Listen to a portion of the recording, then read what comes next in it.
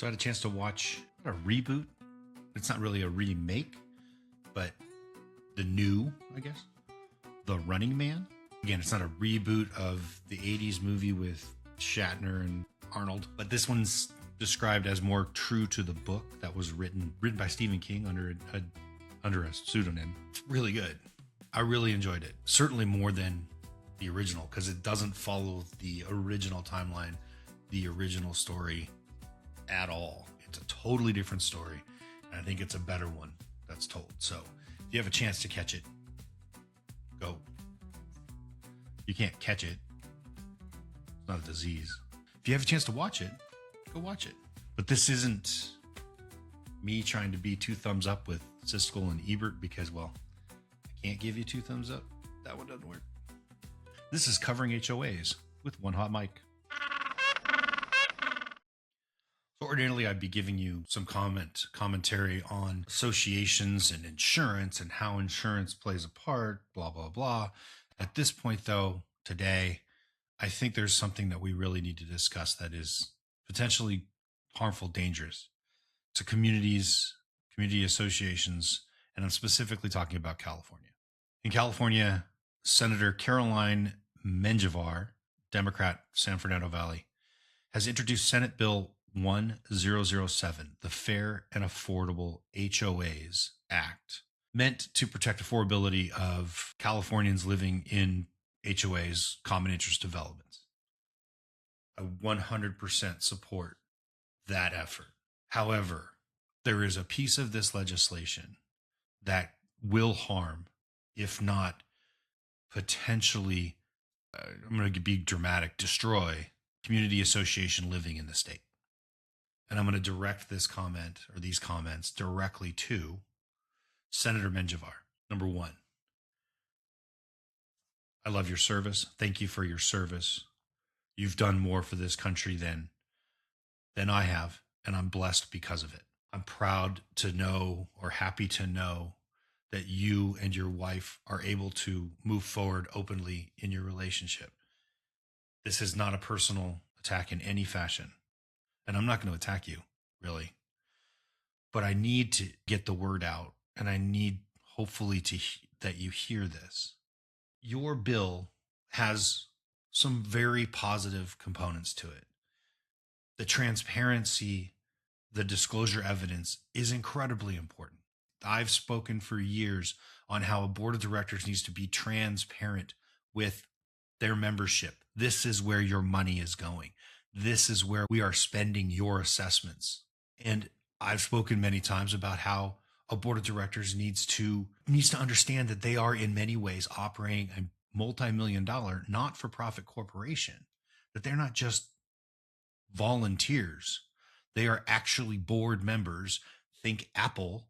And if Apple was to do some of the things that some of these boards do, that's a problem because Apple wouldn't survive. Well, some of these communities are not going to survive if board members are forced to behave in a certain manner or are not pushed, not encouraged to behave in the best interest or in a way that will improve the living experience of someone in a common interest development.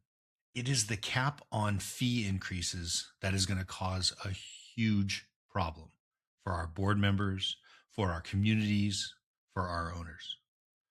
Communities are already underfunded. By and large, an association does not have the money in reserves to make the repairs that they need to make to address deferred maintenance and to keep up with increasing costs of operations of the community. We cap assessment collection at the level of local local inflation. We are never going to catch up. Everything is costing more, and we're way behind at this point. Insurance is costing more. The cost of manpower is higher. All of our vendors are charging much more than the rate of inflation because their costs, their expenses have increased so much. And to cap it at the rate of inflation and to only allow an assessment increase through a vote of the membership is only going to create a shortfall in the shortfalls that we already have, because the membership isn't going to agree to the let me put it this way, the board of directors was elected to operate this community. And in California, that means they have the authority to increase assessments by 20% a year without a vote. They need that freedom. That's how an association makes money. In going back to the corporation parallel, the only way an association brings in revenue, the only way a corporation brings in money is through sales. In the case of an association, that quote, sales are assessments. It's the only means of an association to bring in money. If Apple couldn't raise their prices to address their expenses, they would start to lose money. They lose share value, shareholders bail, and Apple goes under. In an association, the only form of revenue for this corporation to continue to survive is assessments. They can't have a bake sale. They can't have a jogathon. They can't sell magazines. The only way they can bring in money to operate their community is assessments. And to limit their ability to something that will never catch up, will never be equal to what they need to operate is, well, we're killing them. They're never going to catch up.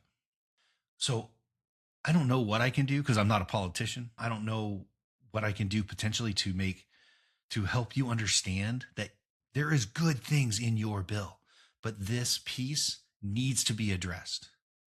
Throwing stuff out there because I don't like somebody coming to me with a problem and not a solution.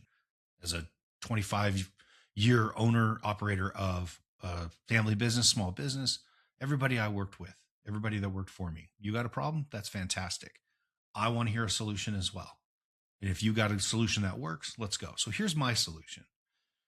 Your bill talks about capping fees. I agree that we need to protect the consumer.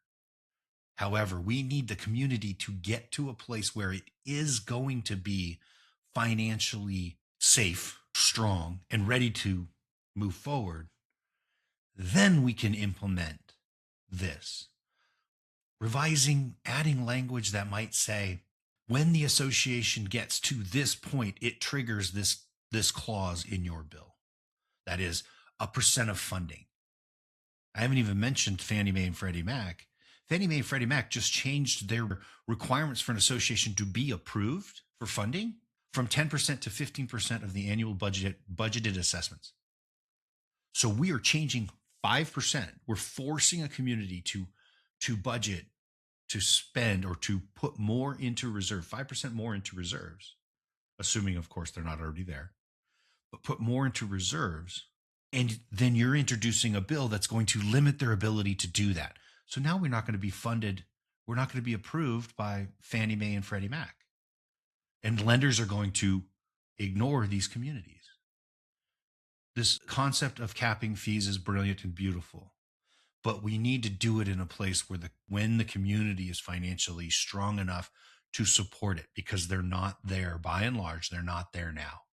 Yes, there are some communities that are very well financed, and I applaud those boards of directors, because that means historically other boards have not kicked the can down the road and said, I don't want to raise assessments because that's how I'm going to get elected to the board.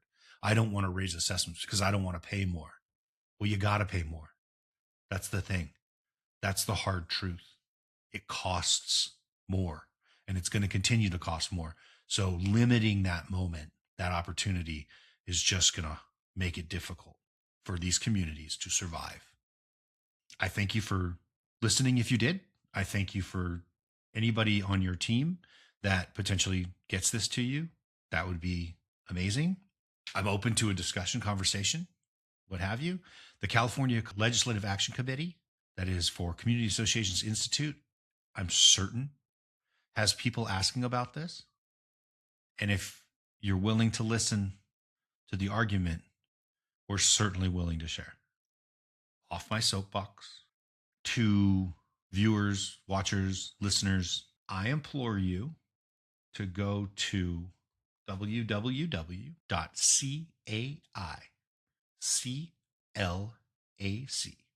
Community Associations Institute, California Legislative Action Committee.com and go to the current campaigns tab, which will call out SB 1007, and share your story.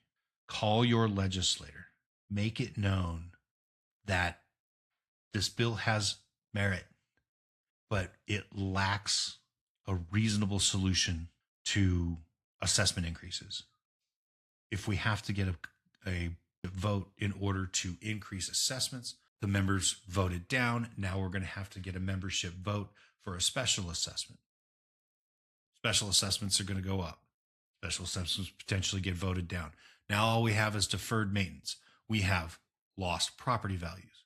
We have the inability to resell or sell. We have lost the opportunity to refinance our homes because Fannie Mae, Freddie Mac won't sign off on them.